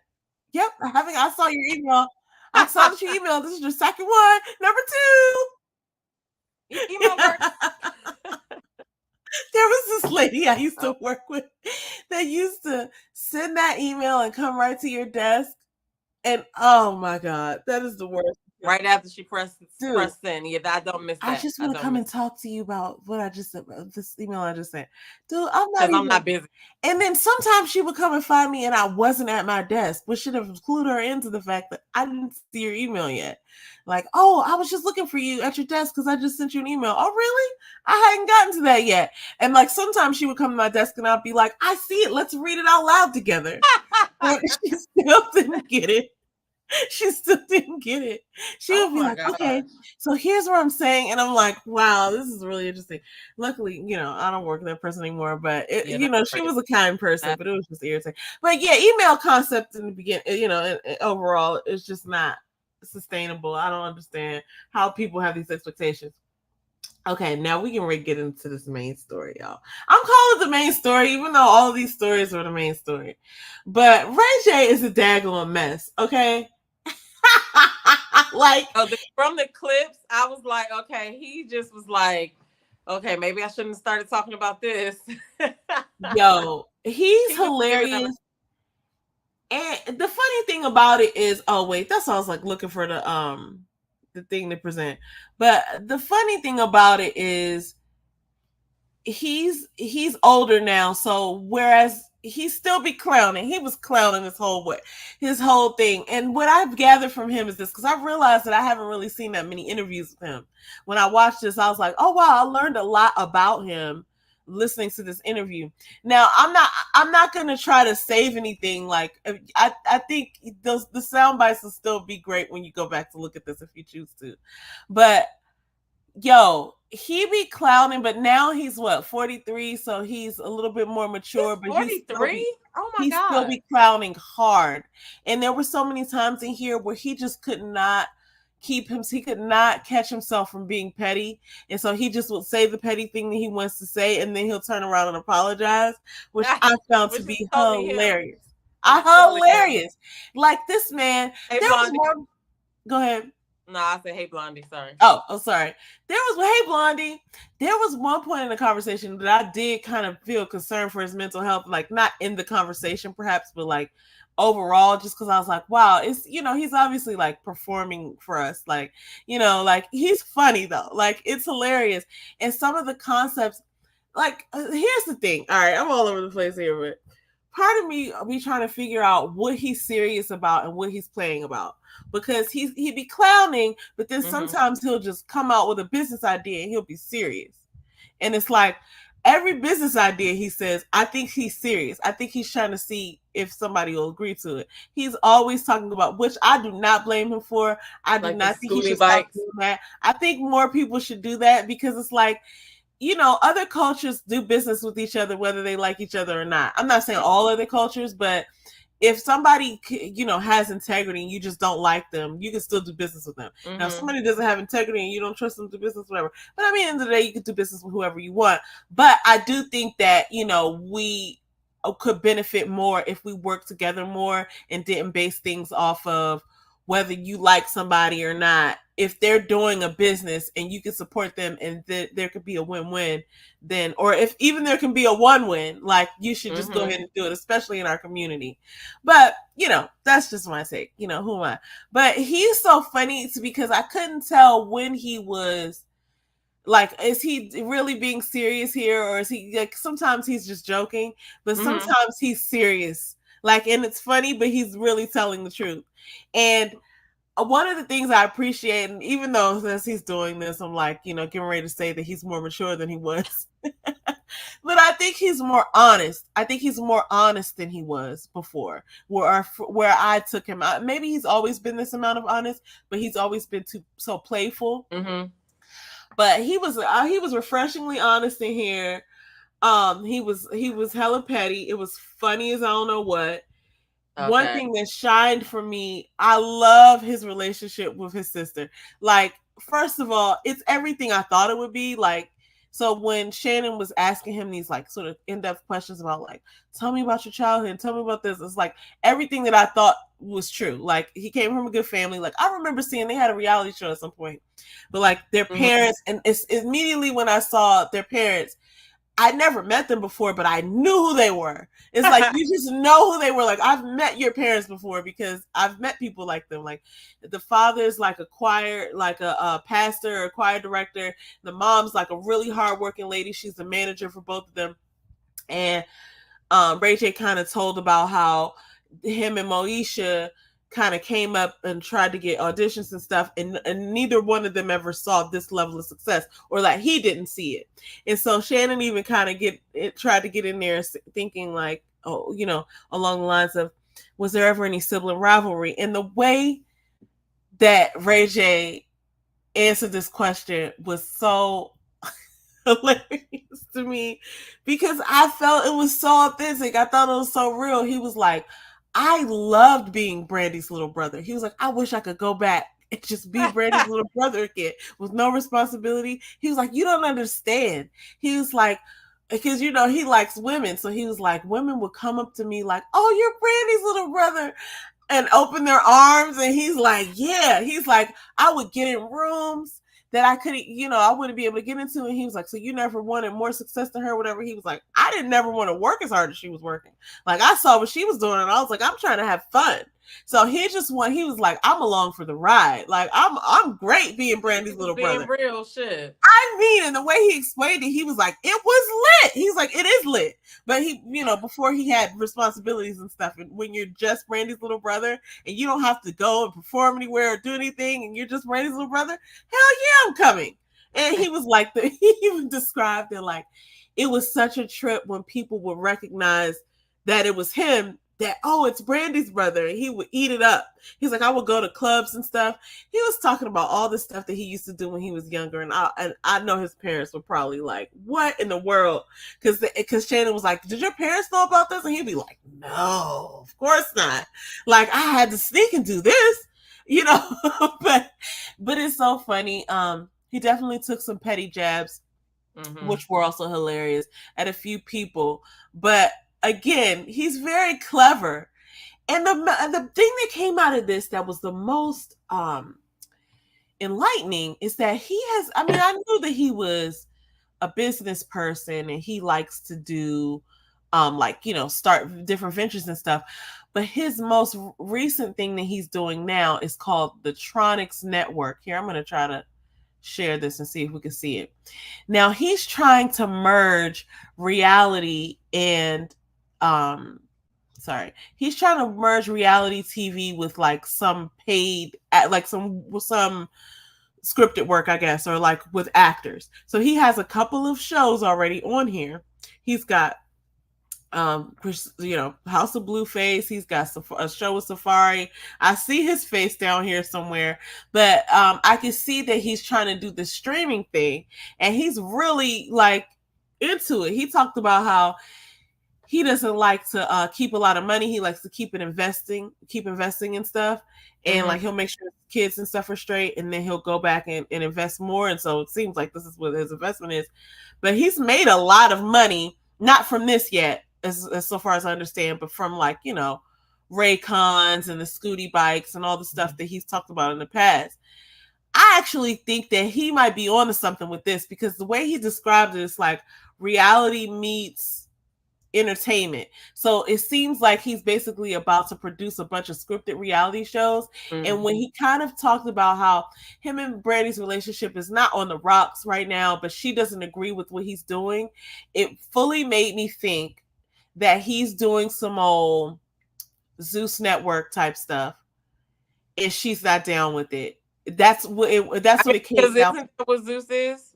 Reality TV meets a scripted.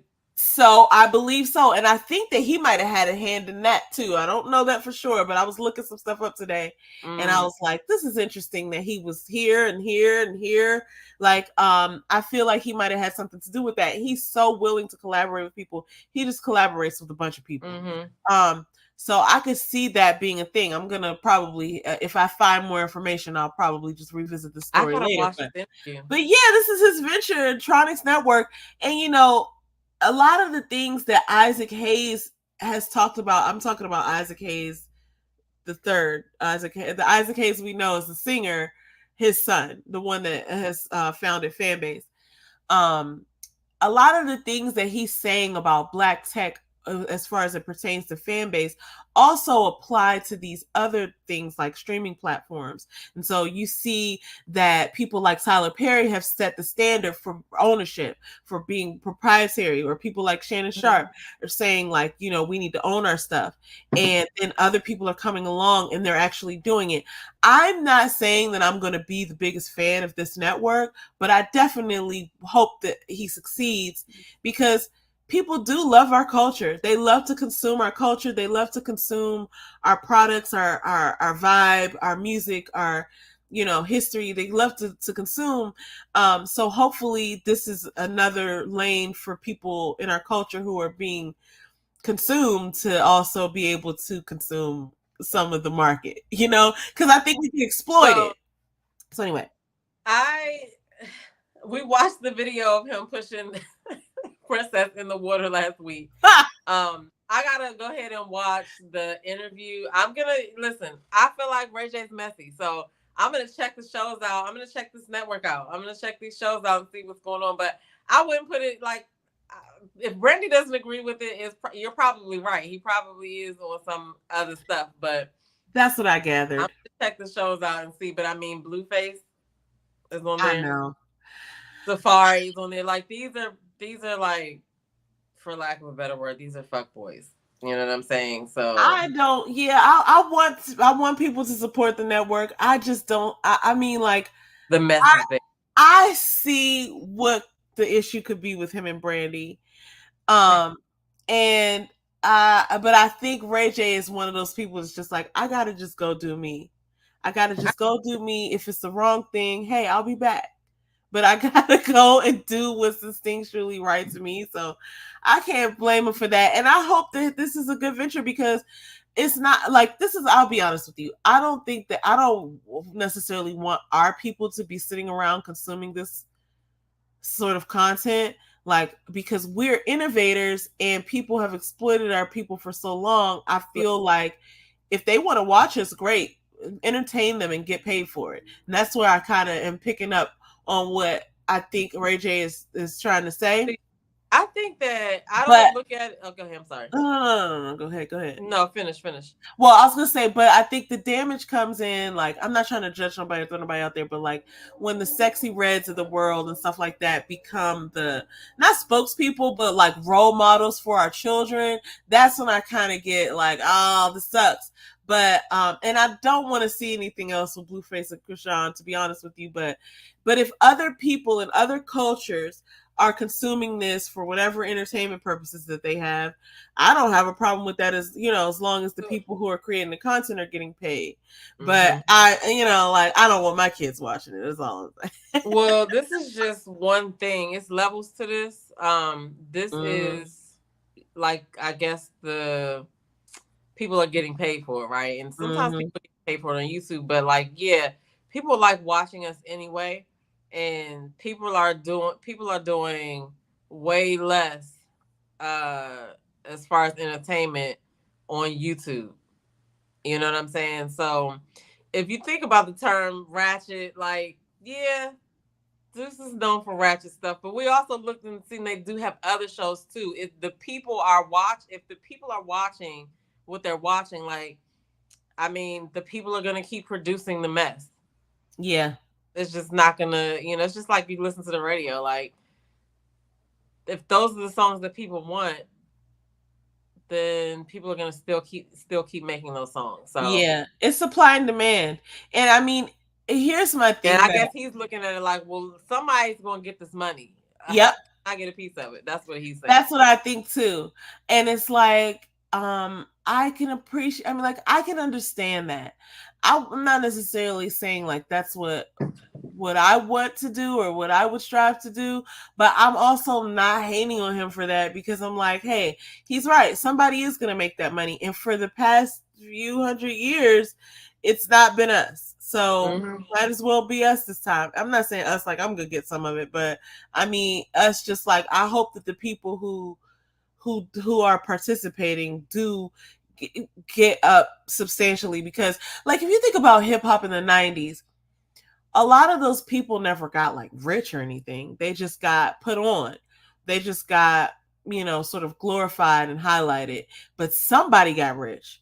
It just wasn't them. It was I mean, a part of that too is because we're not really taught as a whole what to do with our money after we make it. You know what I'm saying? So a lot of those people probably had money come through their hands and they just didn't do the right thing with it. Like if you think about Kwame Brown, right?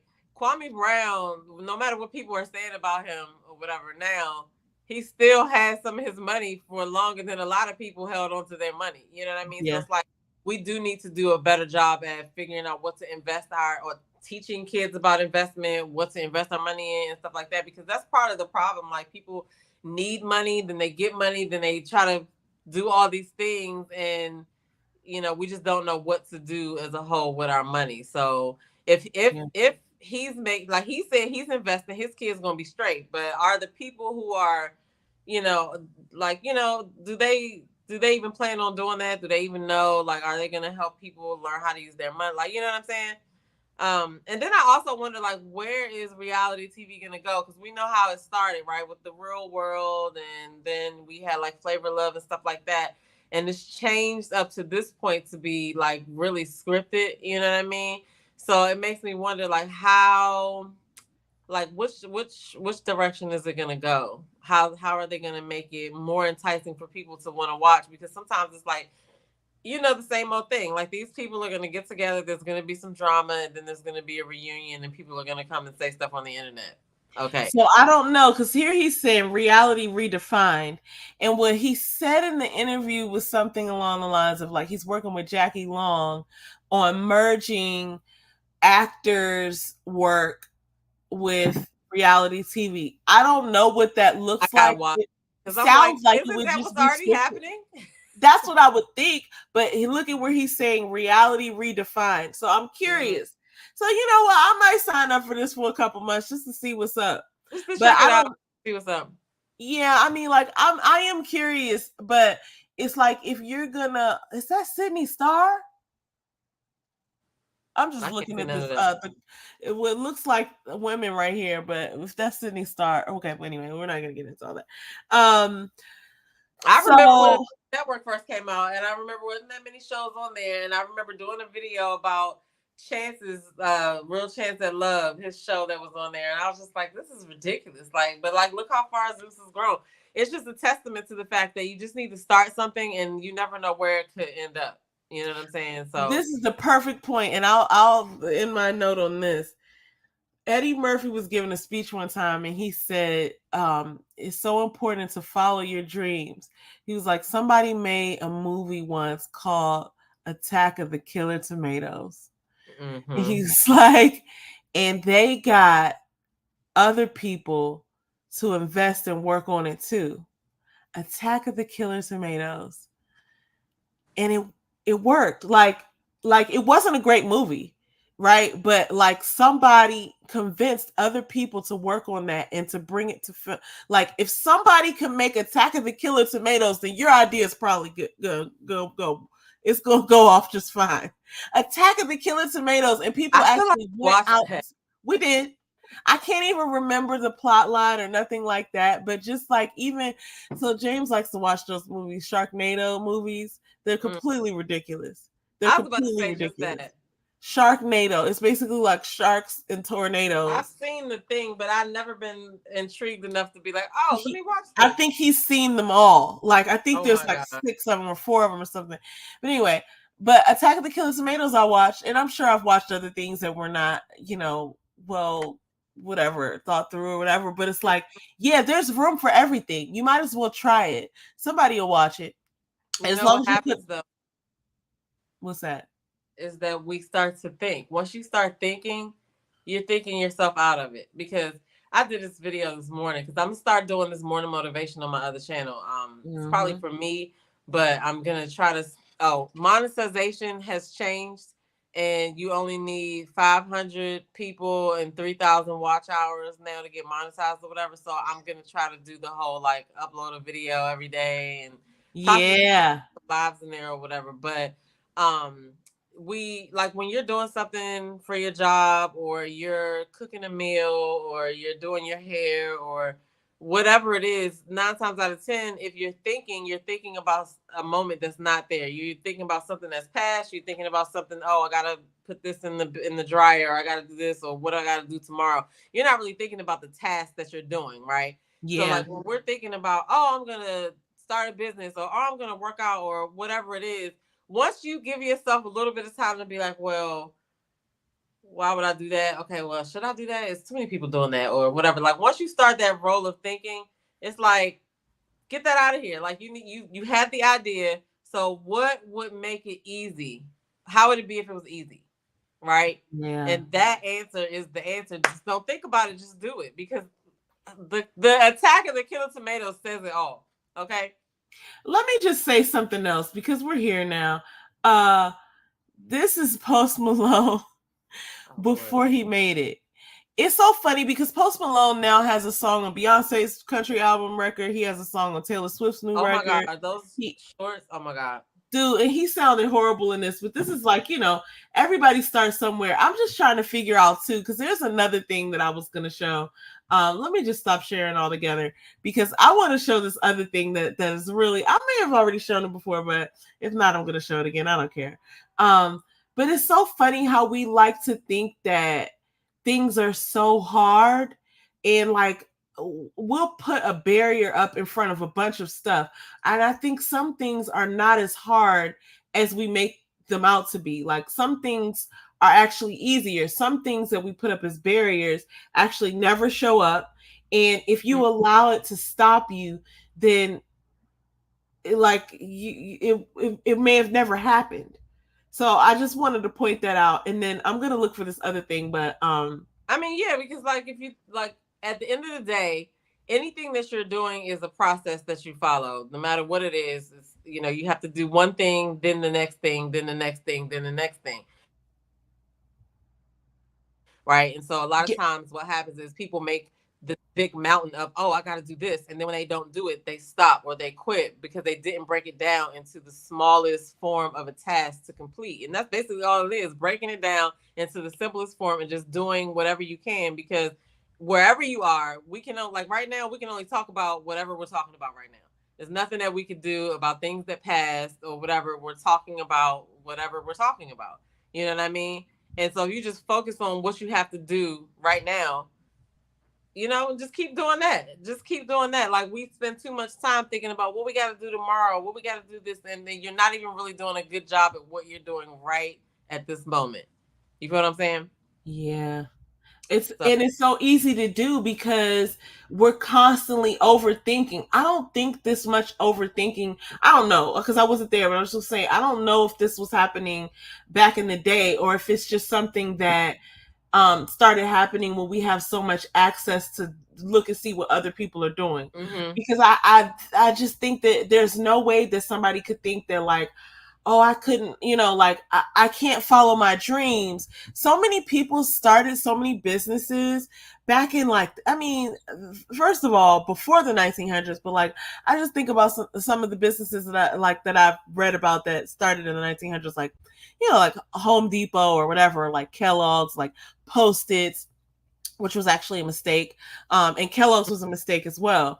But even Home Depot, like the people who started Home Depot, they were working for another company and then they lost their jobs or something. And they were like, well, all we know how to do is lumber. Martha Stewart, case in point, I love bringing up Martha Stewart, where she was like, oh, well, I'm 50 something and my husband's leaving me for a younger woman. And all I know how to do is be a housewife. Martha Stewart. Oh, I know how to just be a housewife. Now she's a billion, you know what I mean? Like she's $1 billion household name. So it's like we talk ourselves out of doing stuff before we even give ourselves the chance to do it. I really just wanted to show this right here because this is a real time example, y'all. This is Beyonce learning these dance moves. This is not so long ago. Okay. And then this is her doing them after she's practiced it 100 times. Right. But in the beginning, like this is like some real stuff. Like, she doesn't know how to do the stuff when she starts out. And then as she does it 100 times and she works on every little, okay, well, how are you doing your leg? Okay. How are you doing your knee? Okay. How are you doing your hip?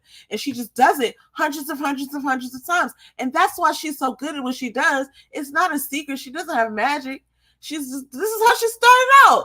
Like, listen, but like I said, like you just said too, you get in your head and you start to think your way out of it, because it, like, even with that example right there, whenever you get a job, you might have whatever experience you have, but you still don't know how to do that job that you just got, because you got to learn what their processes are. You got to learn what their rules are. You got to learn however they do stuff, whatever their systems are. Right. And so like, you just have to realize that it's not as big as you think it is. Everything has to be broken down into a task of the simplest form in order for it to be completed anyway.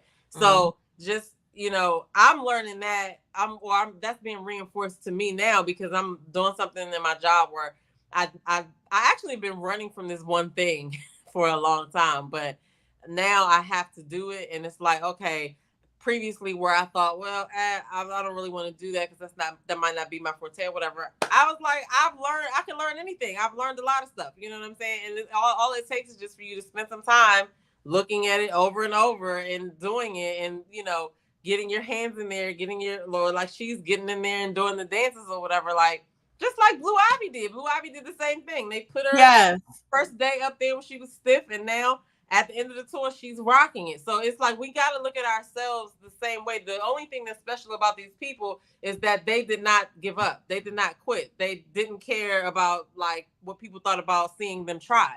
You feel what I'm saying? Yeah. And that's what that stops us a lot is you don't want people to see you trying or possibly failing, which failing is just really the road to success, because we can go on and on about this. A lot of things that people were successful about were accidents, as you just mentioned. You know what I'm saying? But it was because they were actually doing something. So my thing is that I'm learning too, right, is to get out of my head. Like, stop even thinking about like what I have to do tomorrow doesn't matter right now. What am I doing right now? I got to do this podcast, and then maybe when I get off here, I got to do other stuff. But I've just been working on trying to stay in the moment of that, because there's nothing I can do about tomorrow right now. So why am I wasting my time thinking about it, right?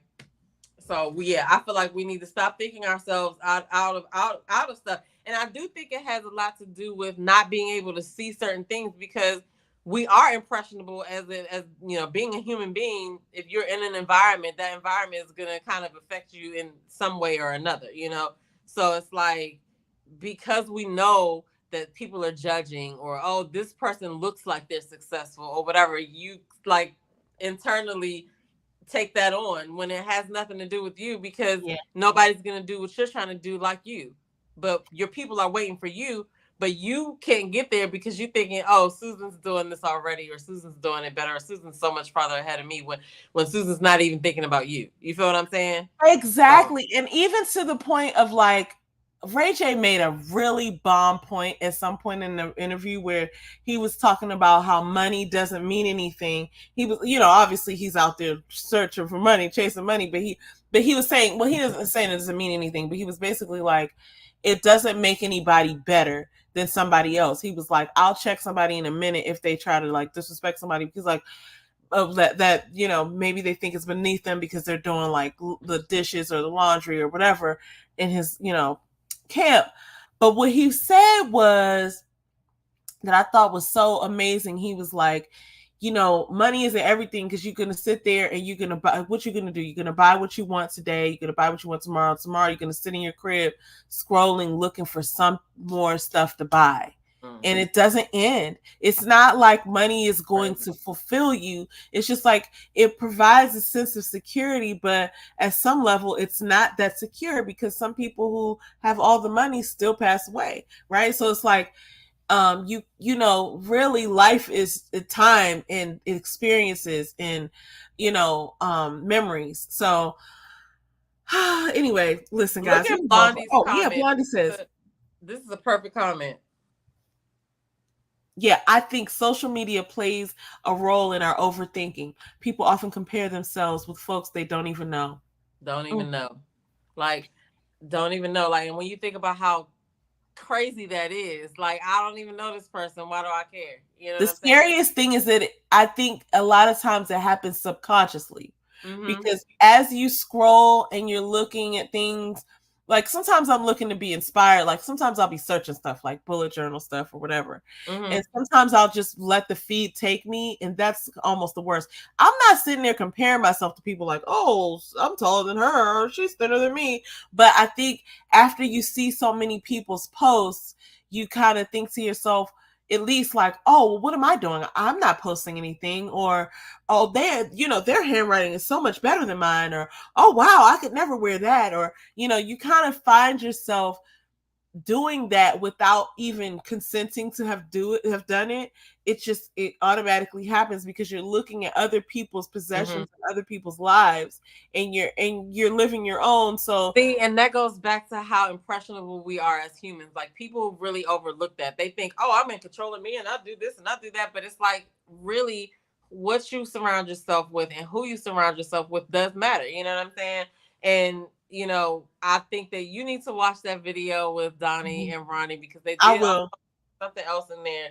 One of the other things that I liked was that how they speak about themselves and to themselves, right? Like, I always talk about, talking to yourself nice. You know what I mean? Like, you're supposed to be your best friend, your favorite person. Like, why wouldn't you be your own hype man? Like, why would you talk to yourself crazy, right? And we do it kind of like, some people are in a habit of doing it now. Some people really go way in with, dogging themselves out or whatever. But I really like the positive speak that they do each with themselves, and they're gonna go into it a little bit in the interview about, like, actually some of the things that they say. You know what I'm saying? I cannot wait to watch that tomorrow morning. It was so I'm gonna watch it first thing in the morning. I can't wait. I'm gonna have my little notebook out, my little pens. So I'm gonna make my notes. But yeah, anyway, look, what a great conversation as usual. I'm so excited. There's so much happening in the world. We're not like following the Diddy case very closely, but there's always new stuff coming out about it. And I also like what Ray J said about Diddy too. So make sure you check that out, because we'll talk about that at some point. But do you have any shout outs or anything that you want to leave the folks with? I do want to shout your page out, because we usually go live on your page too. Yes, I'm in Unicorn. It is in the description below, though, if people want to follow, to check her out, because she is like doing all of the things with the planners. So if you are a planner person and you like stickers and washi tape and all things like Office Depot, that's yes, what you want to go to. Okay. And then if you are a woman over 40, okay, shout out to Blondie, because Blondie is in my group on Facebook, and shout out to you, Faith, because you're in there too. I really need to come and show you guys some love. I was supposed to do a challenge, but I didn't have a lot of participants, so I was like, I don't want to waste it or whatever. But I do have something in mind that I'm thinking about doing. But if you're a woman over 40 and you want to transform your habits as you get older, okay, this group is for like-minded women who want to be inspired, who may want to talk about different issues that we may face or whatever. I have one that I'm going to put in there that I'm dealing with right now too, or whatever. But it's just supposed to be a safe space for us to learn and grow and transform our habits. Okay. But that is also in the description below. You have to be a woman over 40. That is the only requirement. But other than that, I want to shout out fourth quarter, because I never shout out fourth quarter. You know what I'm saying? I didn't put their link in the description below, but if you're following my sister, then you'll definitely hear about fourth quarter more. For sure. But other than that, I just want to thank everybody for watching tonight, for riding with us. Get in the comments below. Let us know what you think about these topics and what we talked about, or anything that you would like to hear us weigh in on, okay? Because we're sisters and we don't always agree, but it's always a good conversation, okay? Yeah. That's all I got for y'all tonight. That was so good. I think I need to write that down. We're sisters and we don't always agree, but we always have a good conversation. It's always anyway, good. That's all I got for tonight, too. We'll see y'all next week, y'all. Be safe. Peace, everybody.